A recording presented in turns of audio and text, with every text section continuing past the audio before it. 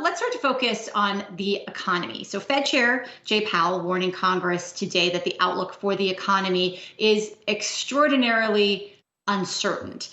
With the pandemic continuing to gain steam, we do have a bipartisan group of senators unveiling a blueprint for a $900 billion stimulus package. Plus today, President-elect Biden announcing his economic leadership team.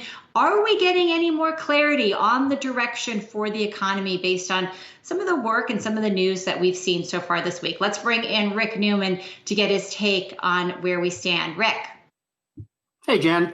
Well, it's interesting that development in Congress that we now have this bipartisan group of members of Congress and the Senate saying they've agreed on around a $900 billion plan. That sounds like progress.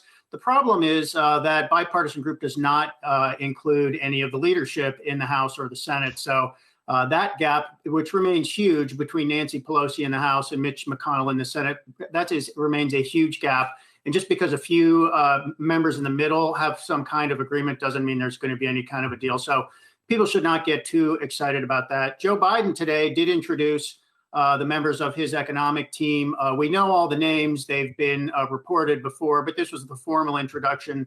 And Biden himself said that once the lame duck period is over, whether there is a new stimulus bill or not, we're still going to need robust aid for the economy. And then one after another, his economic appointees came up and said, here's what we think we're going to focus. Here's what we want to get done in the Biden administration. It's going to be tough because Biden's not going to have a lot of cooperation from the Senate, but he's starting big and pretty ambitiously.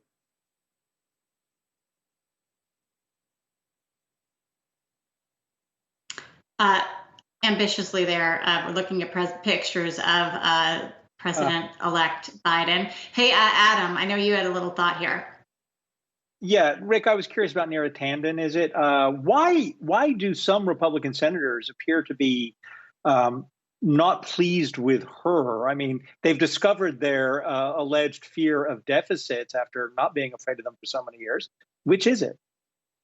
Yeah, Neera Tanden is Obama's nominee to lead the Office of Management and Budget. That's kind of an insider agency, but it's really important because all regulatory measures go through OMB, and it's where a lot of economic priorities get set. She is a longtime aide to Hillary Clinton, and she worked in the Bill Clinton administration before that. She's also a fireball. We've had her on air. She's very outspoken. And while she has not been working in government for the last several years, she's been at a center-left think tank called the Center for American Progress, where she's the president. She's been very critical, and in a personal way, she's been very critical of many Republican senators. And she's going to need some of their votes at a minimum to get confirmed. So one Republican senator called her radioactive, and they're saying she has a slim chance of getting nominated. But who knows? If, on the fairly low likelihood that Democrats end up in control of the Senate after those two Georgia races in early January, it would be Democrats deciding the schedule and which nominations make it to the floor for a vote rather than Republicans. So if that's the outcome, she may have a chance. Remember, you just need 50 votes to get confirmed. The filibuster requiring that 60-vote threshold does not apply. So that's probably going to be one of the first elements of fireworks in a Biden administration, the Neera Tanden nomination. Rick Newman with the update. Great getting the chance to talk with you. Hi, guys.